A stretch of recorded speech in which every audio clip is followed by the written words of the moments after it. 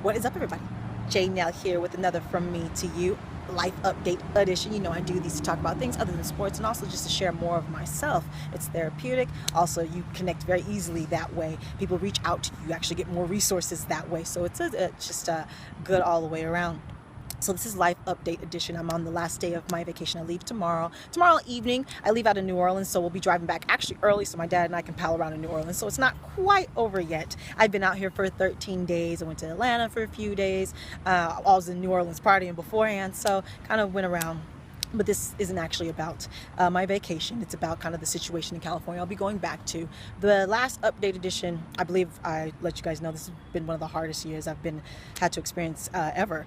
You know, I got hit by a semi-truck. I got laid off. I had to move, ended up on a friend's couch. I got my bartending license. I worked at a restaurant called Lemonade for a year, started delivering food, and I finally got a job at a California casino, which I'll be going back to, getting my gaming license. So I'm actually going back to a much better situation than I left. Not only did I get the job at the casino, I'll actually have a place to stay when I move back. So things are on the up and up. You know, the car got broken into 4 times. You know about 3, you don't know about the 4th, because that happened recently. And because I was staying crashing on a friend's couch, I had more stuff in my car than usual. So they actually got me for some stuff. They got me for purses and personal products and MAC makeup, and actually got me for stuff this time. And right before I went on vacation, my car was hit again in the parking lot at the bank. So my car was hit twice this year. So so I wanted to talk about my situation right before I went on vacation, because not only did all that stuff happen, about a month before I left, my friend and I had talked about, you know, how much I would pay and things of that nature to stay there. And then a week after that, she's in a text sent me while I was out the house that I needed to leave as soon as possible, and because her relationship with her boyfriend is rocky. And I'm not going to get into, she blindsided me, and she left me a message that we haven't talked yet. This is one of my good friends, obviously, because she let me crash on her couch for a few months, obviously. So I don't want to get into detail about the ending of that situation, because we have not talked yet, and I don't know where our relationship is going to go from there. But I just want to give you the basis of this video. So got blindsided with having to find a place to stay. And for the first time, it wasn't easy. I wasn't able just to find a place. There was, you know, a couple days here, a couple days there. You know, if you're a decent looking chick, you can always crash at a guy's house for a couple of days before he tries to bang you. And then luckily I had someone step up for a number of days. But before that, I had gotten to the point where I was like, okay, biting the bullet. I'm tired of trying. I had a few friends who told me that I could park my car like in their backyard and sleep there. So I was prepared to go viral. I'm like, I'm finna go viral, y'all, detailing me sleeping in my car and having to shower at the gym for however many every days until I can find a place to stay. Jay Nell's journey of being homeless, basically. I'm about to go viral. And I had basically accepted that because I, you know, wasn't getting any good responses. And then I have I have like 3 friends in California. A lot of people I know, a lot of people I've worked for, I hang out with, blah, blah, blah. But actually not even a lot of people I hang out with. I'm kind of a loner. But I know a lot of people, but you know, friends is a different thing. Obviously, the lady I was just staying with is one of them. That's why I don't want to air all of that out.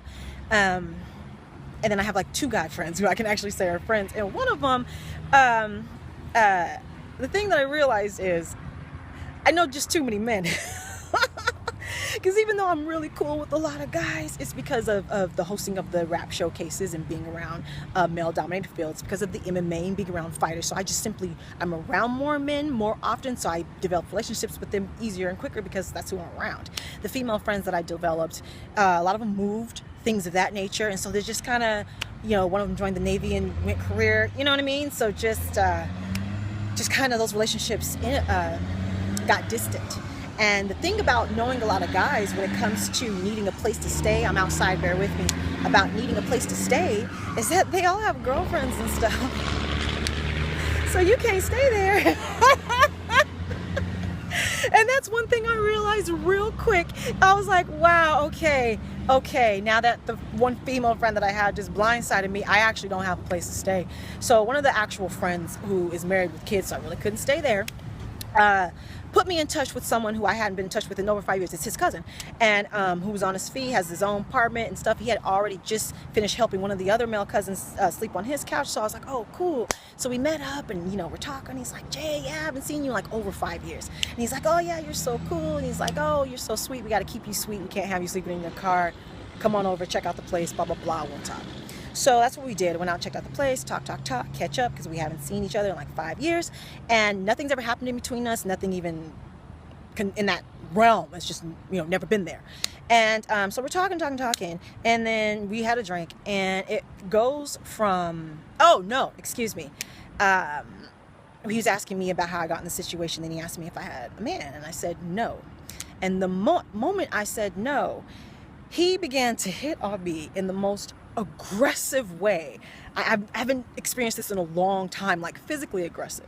Like, I stand up and try, immediately hands around my waist. I try to stand up and like get a drink to remove myself from the situation. And he backs me into a corner so I can't leave, tries to put his hands up my skirt and fondling on my boobs and all that kind of stuff. And I'm trying to be cool about it because it's, A, this is unexpected. B, this is one of my actual friends' cousins that I'm not expecting. You know what I'm saying? So it was an interesting, I didn't quite know how I would, I was just like, okay, trying to be cool about it. You know what I'm saying? But completely caught off guard, trying to kiss on my neck and everything. I was just like, okay.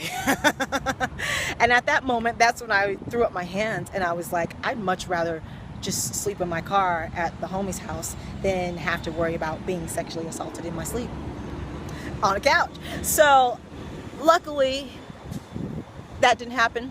Like I said, someone stepped up after a number of days and I ended up here. And if I wouldn't have gotten the job, I was actually planning on telling my dad the situation, because they don't know. I'm not posting this video up until probably the middle of August, not until things are all the way settled. My family doesn't need to know about this until the situation's all is better. They don't need to know about, me actually not having a place to stay, considering staying in my car. I don't need my mom driving down from Utah and coming to get me. So I was actually going to tell my dad the situation though, and stay here in Mississippi. He owns his own company. If I could work here, I was going to stay at least for the remaining of the summer, probably 6 months, stack money, and then move back. I wasn't going to stay here. I wasn't going to stay. This is, you can't see anything, but it's great house. But I mean, just that's it. This is like the city part of Collins. I'm gonna miss this beautiful bench swing and this lovely background. I really am, and it's so peaceful out here. And I'm not gonna miss these mosquitoes. And I hope I don't have the Zika virus, because even when I started using like off and all that kind of stuff, they still kept getting me. Anyway, so no, I'm not gonna stay. I was never gonna stay here, but I was gonna stay for a long time and get myself back on my feet. But luckily, I did find a room to rent. Actually, from that same friend who put me in touch with his cousin, ended up putting me in touch with the person who's letting me rent the room. So he did eventually come through anyway, and he cussed out his cousin for that bull. I don't even know where that came from, but I'd much rather, like I said, I'd much rather stay in my car and not have to worry about being sexually assaulted than stay on your couch, homie. And this whole situation just, I guess, money's never been my motivation, because the career goal path that I'm on, money will be a byproduct. I will have a good salary, obviously, but this situation kind of ramped up the whole money urgency, just wanting to stack bread to the point where even if I do have a situation where I don't have a place to live, it won't matter. I'll be able to afford a room or something until I can get back on myself, on my feet. I don't want to have, I know I shouldn't feel this way, because it takes a village and we're all supposed to be here to help one another, right? We all need people. But just, if I can be honest, right now, I don't want to need anybody. I don't ever want to be dependent on anyone ever again. Money, unfortunately, has been pushed to the forefront of my goals. I say unfortunately because it's unnatural to me, because I'm not a money hungry person. But, and I don't want to be that person you're old and all you have is your money. You've kind of messed up your relationships. All you have is yes men around you because of your money. You know what I mean? So, but man, I don't ever want to need anybody again. I don't like asking for help. I never did. I'm one of those people who, like, even in my college years when I first moved out here, I literally, my refrigerator got to where it was only condiments before I called my mom asking for $20. I just hate it.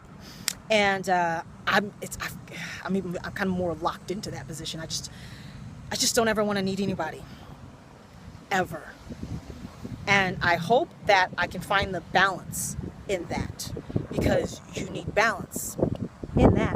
And I'm a social person, and I do like people, and So it's an interesting struggle that I've been going through for about the last month since it got really bad, you know what I mean?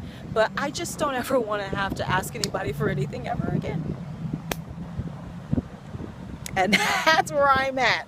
So I'll give an update, see how the situation is going. Like I said, when things are completely stable, and when I stack so much bread so I can start investing in myself and doing what I really want to do and just be completely self-sufficient, even in the hard times, which is hard to do. So we'll see.